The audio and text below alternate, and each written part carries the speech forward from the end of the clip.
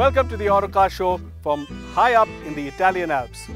And the car I'm driving today is something really special. It's Maserati's second four-door called the Ghibli. Now you may be asking yourself, why am I testing a Maserati? You can't buy the car in India. Well, the answer is not yet, because Maserati and Ferrari are expected to be in India pretty soon. So let's take a quick drive of this beautiful looking four-door and tell you what it's like. So in essence, what is the new Ghibli? First thing you notice, obviously, are these absolutely gorgeous lines done by Lorenzo Ramaciotti, the ex-designer of Maserati. To my eyes, they blend sharp cuts and voluptuous lines like no other four-door I've seen. And this car is, you really can't stop staring at it. There's a new twin-turbo V6 under the hood, a mechanical differential in the back, and of course the promise that it will handle like a Maserati. Oh, of course, and one other thing which is quite unique in today's day and age, it has a hydraulic steering. So let's see what it drives like.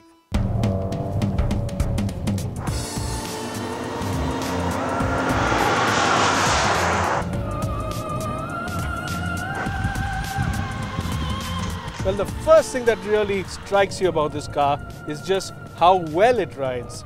Now, being a Maserati, you expect a bit of a bone-jarring ride. You expect it not to take potholes well.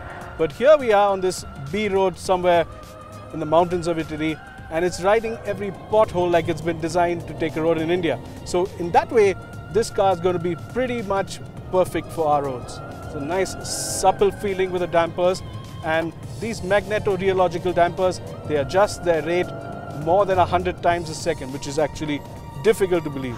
While the chassis has been evolved from its larger sister car, the engine is an all-new twin-turbo V6 that's built alongside Ferrari's new generation twin-turbo V8. And like that V8, this engine is designed to run like a naturally aspirated unit. Power just comes in smoothly in a linear manner, and this makes driving it on these twisting roads really quite easy. You may not really get that shot of boost which we really like on turbocharged cars, but this linearity, it's almost like this car is naturally aspirated. What's also really nice is the 8-speed gearbox. It's quick, these big metal shifters give you plenty of confidence. They're fixed to the steering column so they don't flutter around with the wheel, and you know exactly where they are, and that allows you to really press on. The other really good thing about this car is the hydraulic steering. Plenty of feel, you know what the wheels are up to, and it's nice and talkative. It's not as good as some of BMW's best, I'm talking about the past, and there is a bit of woolliness, but well, in today's day and age with the electric units we have, this thing is a breath of fresh air. What the Ghibli also has is a wonderful balance to it. There's a friendliness here that makes you push it harder and harder. It's just that the handling isn't that 100% you expect it to be. So yes, while the handling is really nice and friendly and you push it all the time, you do expect it to be a little bit sharper. This, after all, is a Maserati.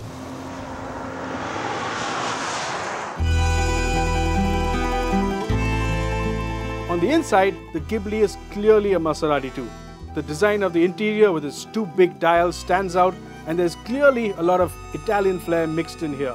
Overall quality, however, does fall a bit short of competitors like Audi and Mercedes, and the touchscreen is nowhere near as good either.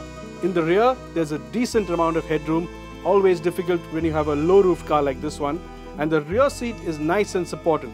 Legroom is not as generous as an E-Class, but the space in the back is quite usable, and Indian customers will like that. This car also came with specially made silk inserts on the seats and the door cards. Done by Italian design house and textile maker Ermenegildo Zinnia, they feel smooth, built to last, and quite high-tech.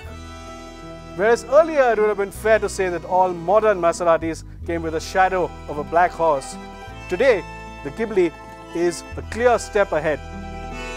It's more of a GT car, it's more rounded, it's a little softer around the edges, it's a bit more comfortable, and that's exactly what Maserati used to be in the old days. The Bora, the old Ghibli, the Merak, these were all cars that were great fun to drive, but at the same time were great GT cars. You could do 300 or 400 kilometers and not be worse for wear, and of course the car would be exceedingly beautiful. Now when this car finally goes on sale in India, and it will compete against the BMW Grand Coupe and the Mercedes CLS. Question is it a better car? Well, honestly, that's not a question we can answer here today. We need all three cars on the same piece of road. We need the prices of all three cars, and we can't do that today. But what I can tell you is this car is certainly good enough to compete with the rest of them. And for today, we'll just have to leave it at that.